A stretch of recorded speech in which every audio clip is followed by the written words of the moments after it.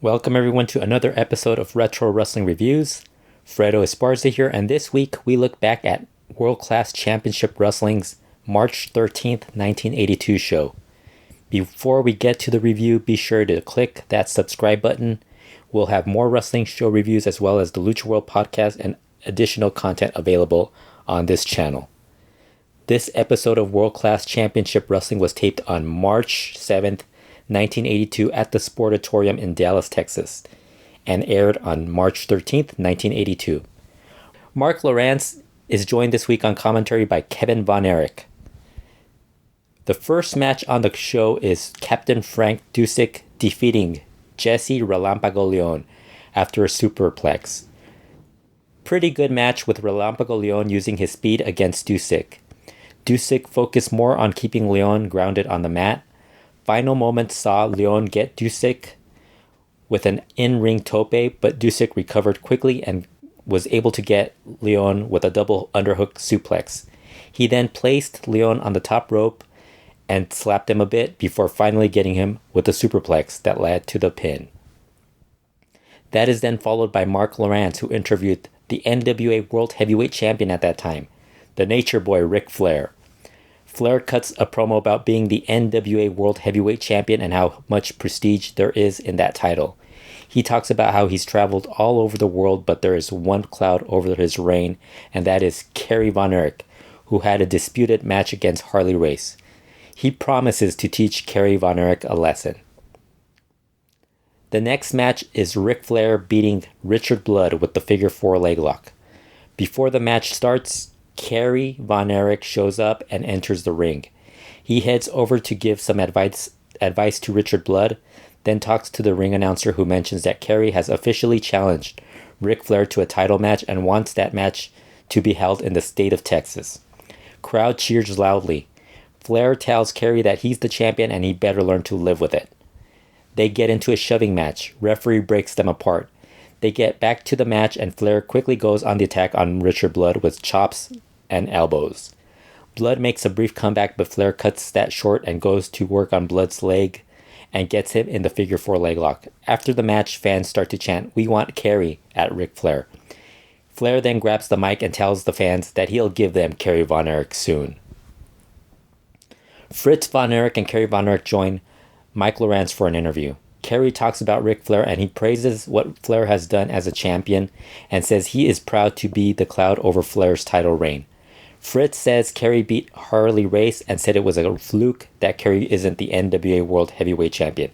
He wants Flair to defend the title against Kerry, Kevin, or David. Fritz says that Kerry is the rightful champion and he's going to prove it to Flair. Kerry then says he is going to beat Flair in 10 minutes. That is then followed by the next match, which is King Kong Bundy and the Great Kabuki, with Gary Hart beating Al Madril and Tom Boogaloo Shaft after Kabuki kicked Shaft and covered him for the pin. This was more of a slugfest whenever Shaft was in the ring, because it would slow down a bit compared to when Madril would get in the match and the action would really speed up and pick up. The pace would really speed up and was far better when Madril was in.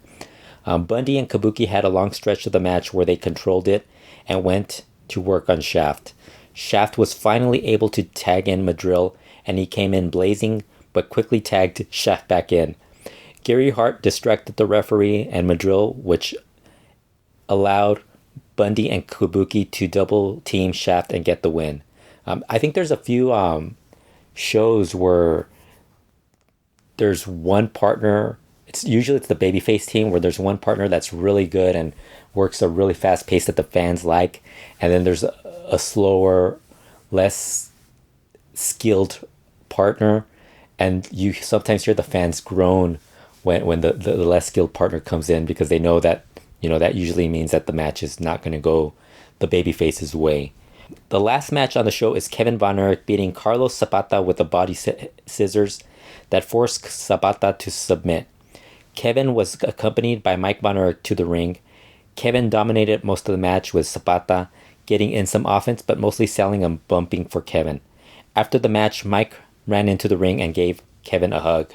Kevin then started talking to Mike and showing him how that move was done to beat Carlos Zapata, basically the body scissors. I thought this was a good show. Most of the matches were just okay and kept pretty short. The highlight of the show was Ric Flair and Kerry Von Erich's confrontation. Flair's promo before his match was great, as well as the Kerry and Fritz Von Erich interview after the match, where they talked about how they wanted to get Flair in a match, and how Kerry Von Erich was the rightful NWA World Heavyweight Champion. Kevin was okay on commentary, but was much better during Flair's match. I think Kevin kind of has his good moments on commentary, and then he has some bad moments on commentary. It tended to vary depending on the matches. Usually when there was a Latin wrestler in the match, he usually kind of like would talk about Lucha Libre a bit. I thought that was always cool. But then there were moments where he kind of disappeared, or he just really didn't know what was going on in the match. And he's done this a few times on shows where he's been on commentary with either Mark Lawrence or Bill Mercer, or even prior to that, Gene Goodson. That's it for this review. Be sure to subscribe to the Retro Wrestling YouTube channel, and we'll be back again soon with more reviews.